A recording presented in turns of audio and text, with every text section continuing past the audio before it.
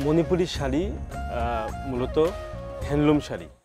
এটা আমাদের কমলগঞ্জ উপজেলার মূলত মণিপুরি আদিবাসীরা এবং পার্শ্ববর্তী যারা বাঙালি এবং অন্যান্য কমিউনিটি থাকে তারা টুকটাক এইসব নিয়ে কাজ করে। তো এই মণিপুরি শাড়ির উদ্ভব হয় মণিপুরি ইনাফি, যেটা মণিপুরিরা পরে, মেয়েরা পরে, ওইটার ডিজাইনের আদলেই মূলত মণিপুরি শাড়ি তৈরি হয়। এখন দিনকে দিন এই মণিপুরি শাড়ির যে চাহিদা এটা বাড়ছে বলেই এই মণিপুরি শাড়ি নিয়ে ব্যবসা রমরমা হচ্ছে। জামদানি শাড়ি যেভাবে একটা মানুষের মধ্যে একটা গ্রহণযোগ্যতা আছে, সেরকমই মণিপুরি শাড়িরও গ্রহণযোগ্যতা তৈরি হচ্ছে এবং দিনকে দিন এটা বাড়ছে। এ জায়গা থেকে বাড়তি চাহিদার সাথে যোগান দিয়ে আমাদের তাঁতির সংখ্যা কিন্তু ওভাবে বাড়ছে না। কারণ আপনার মণিপুরি শাড়ির যে মজুরি, যে বানাতে যে মজুরিটা তৈরি দেওয়া লাগে, সেই মজুরি দিয়ে তাঁতিদের আসলে পোষায় না। এটা একটা বিষয়। আরেকটা বিষয় হয়ে গেছে কি, যে মানুষ মনে করে, মানে ওভারঅল সব মানুষই মনে করে যে জামদানি শাড়ি দামি শাড়ি, মণিপুরি হচ্ছে কম দামি শাড়ি। কেউ যদি দেশীয় শাড়ি পরতে চায় তাহলে মণিপুরি শাড়ি হচ্ছে ধরে নেয় যে কম দামি শাড়ি।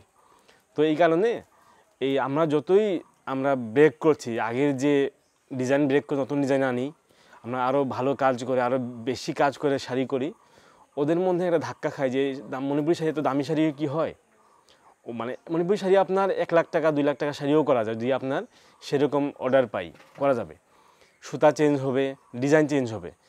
মানে জামদানি যেভাবে বিভিন্ন রেঞ্জের করা যায়, মণিপুরি হচ্ছে ওরকম বিভিন্ন রেঞ্জের করা যায় এবং এতে বৈচিত্র্য আরও বাড়বে। কিন্তু মানুষের মনে এইটাই সমস্যা যে মানুষ কম দামি হিসেবে মানুষ মণিপুরি শাড়ি চিনে আর কি। এই একটা সমস্যা। আরেকটা সমস্যা হচ্ছে আপনার ইন্ডিয়ান শাড়ির যে এখানে প্রাচুর্যতা। মানুষ এখানে দেখা যায় মণিপুরি শাড়ি দাম দিয়ে কিনে না, কিনতে চায় না, কিন্তু ইন্ডিয়ান শাড়ি দাম দিয়ে কিনে।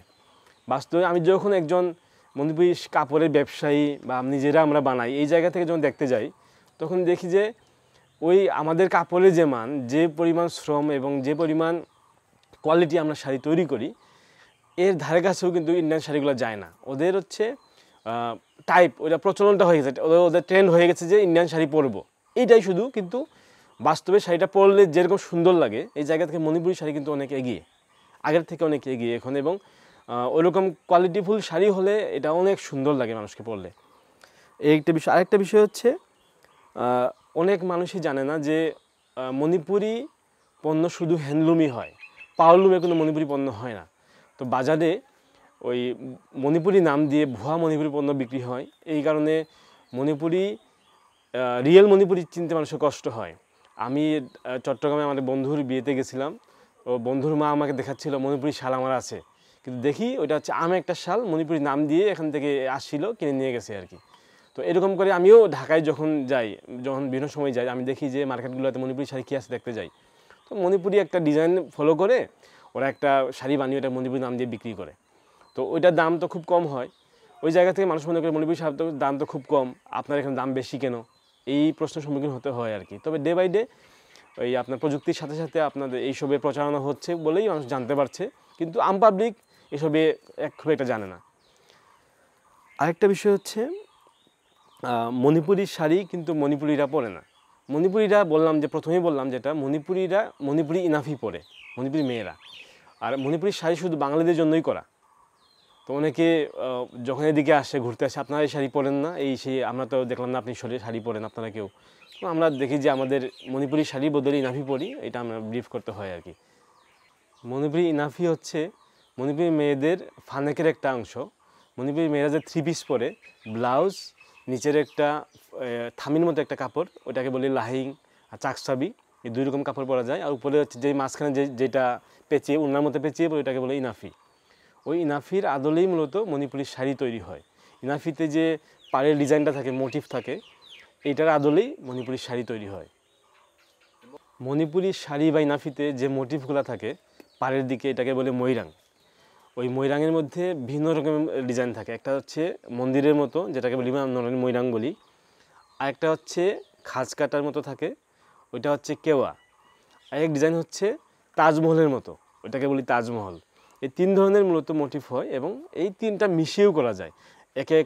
এক পারে আমি তাজমহল দিলাম, এক পারে দিলাম হচ্ছে ময়রাং, বা একটা ময়রাং দিলাম, একটা তাজমহল দিলাম, একটা কেওয়া দিলাম, এইভাবেও করা যায়, মানে বিভিন্ন ভেরিয়েশনে করা যায়। এটা বিষয় না, বিষয় হচ্ছে মণিপুরি শাড়ির মধ্যে এই তিনটা যে কোনো একটা থাকবেই। আর হচ্ছে আপনার জমিনের মধ্যে বিভিন্ন ডিজাইন থাকে। ইন্ডিয়ান কান্ট্রি, ইন্ডিয়াতে যেমন হাঁস, হাতি, হরিণ, বিভিন্ন পাখি, বিভিন্ন ফুল থাকে। আমাদের দেশে যেহেতু ইসলামিক কান্ট্রি, এখানে এই কারণে ওই প্রাণীর আকৃতি না রেখে ফুল এইসবই রাখা হয় বেশি, ফুল গাছ এগুলাই রাখার প্রচলন হয়। ওই যে মণিপুরি শাড়িতে আপনার পাড়ের ডিজাইনটা, ময়রাংটা, ওই যে ময়রাংটা বললাম, ওইটা হচ্ছে মণিপুরি শাড়ির বিশেষত্ব। এবং এই শাড়িটা জমিনের সুতা থাকে একটু চিকন আর পাড়ের সুতা থাকে মোটা, এবং এই কারণে এই শাড়ি পরলে শাড়িটার কুচি ঠিকঠাক থাকে, এবং দিন শেষে শুরুর দিকে যেভাবে পরবেন দিন শেষে ওইটাই থাকে, মানে ভাঁজ নষ্ট হয় না। আর মেয়েরা পরে খুবই স্বাচ্ছন্দ্য বোধ করে, এটা পরলে মনে হয় যে কিছু পরে নাই এরকম লাগে, মানে ওরকম ফিল করে আর কি, মেয়েরা টিস্যু কাপড়ের মতো করে ফিল করে। আর মানে এটা আরামদায়ক খুব, এটা খুব আরামদায়ক। আর যারা অফিসে চাকরি করে তারা মণিপুরি শাড়ি খুব প্রিফার করে। এগুলো হচ্ছে মিক্সড কটন, আর পিওর কটনেরও করা যায়, মানে আমি করেছি। এবং ইন্ডিয়াতে মূলত পিওর কটন আর সিল্কের হয়। আমাদের দেশে যেগুলো হয় হচ্ছে মিক্সড কটন, আর পিওর কটন খুব কম করা হয়। কিন্তু বাজারে আপনি দেখবেন ওই যে মিক্সড কটনকে পিওর কটন নামেই বিক্রি করে। আমি যখন আমাদের ক্লায়েন্ট পাই, ওদের যখন বলি যে এটা হচ্ছে পিওর কটন না মিক্সড কটন, তখন ওরা হচ্ছে সন্দেহ করে। আমি তো দেখেছি অনলাইনে এটা পিওর কটন, আপনার পিওর কটন নাই, আপনার এই শাড়িটার দাম কেন, এরকম করে বলে আর কি। এই যে মণিপুরি শাড়িতে গতানুগতিক আগের যে ডিজাইন, ওই ডিজাইনে ব্রেক করে নতুন ডিজাইনের কাজ করা, এবং একটা এই মণিপুরি শাড়ি নিয়ে যে একজন শিক্ষিত লোক কাজ করতে পারে। এবং আমি বেশ ওই আগের ডিজাইন ব্রেক করে নতুন ডিজাইন আনার কারণে ওই শাড়ির ট্রেন্ডটা বেশ ভালোই জমছে আর কি। এই কারণে ওই মণিপুরি শাড়ির এবং হস্তশিল্পে আমার অবদানের কারণেই মূলত জেলা প্রশাসন এবং মণিপুরি ললিতকলা একাডেমির পক্ষ থেকে এই পুরস্কারটা পেয়েছি। মণিপুরি শাড়ি আসলে চাহিদা দিনকে দিন বাড়ছে। চ্যালেঞ্জ হচ্ছে এখানে যে তাঁতিদের মজুরি কম, এই কারণে যেহেতু এগুলো হ্যান্ডলুম শাড়ি, ওই জায়গা থেকে ওই আপনার তাঁতির সংখ্যা কমে যাচ্ছে, কিন্তু চাহিদা বাড়ছে। এই জায়গা থেকে ওই যেভাবে মানুষের চায় সেরকম করে দেওয়া যায় না, এক এক সময় এরকম ফিল হয়। তো অদূর ভবিষ্যতে যেটা হবে, এরকম হতে থাকলে আপনার মণিপুরি শাড়ির সংখ্যা কমবে কিন্তু চাহিদা বাড়তে থাকবে, এইটা সংকট। আর এছাড়া এমনিতে ব্যবসা নিয়ে কোনো সংকট ওরকম করে নাই।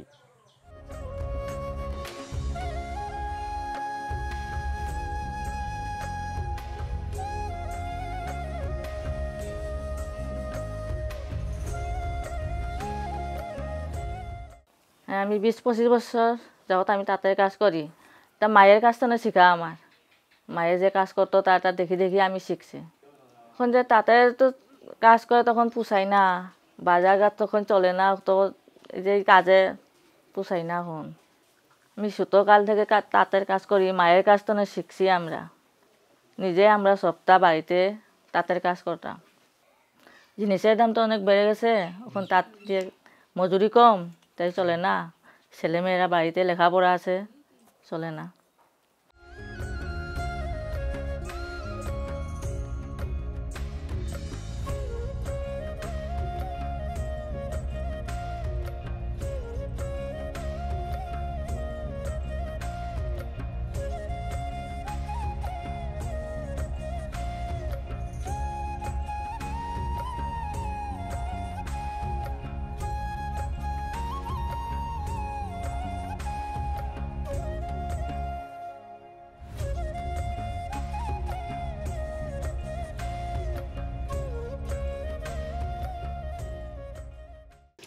আমার বাবা তাদের শাড়ি বানাতো। আমার বাবা ছোটকাল থেকে আমি দেখছি আমার বাবা শাড়ি বানাতো, বিভিন্ন ধরনের চাদর বানাতো, এরকম করে আমি ছোটকাল থেকে আমি দেখছি।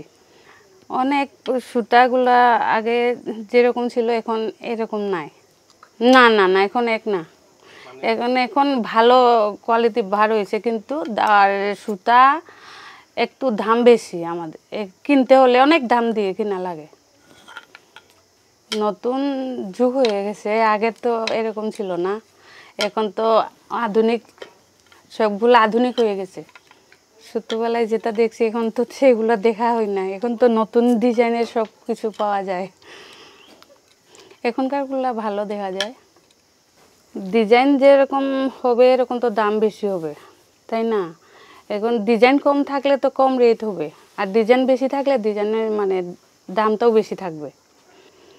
এটা দিয়ে তো সংসার চলে না এখানে। এখন তো আগে তো মানুষ 2 জন ছিলাম, এখন তো বাড়তে বাড়তে মানে 4-5 জন বাড়ি গেছে। এখন তো এই যে মজুরিটা পাবো এটা দিয়ে সংসার চলে না।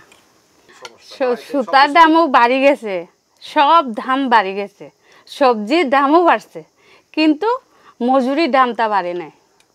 এখন কমছে না, এখন বাড়ছে, আগে কম ছিল।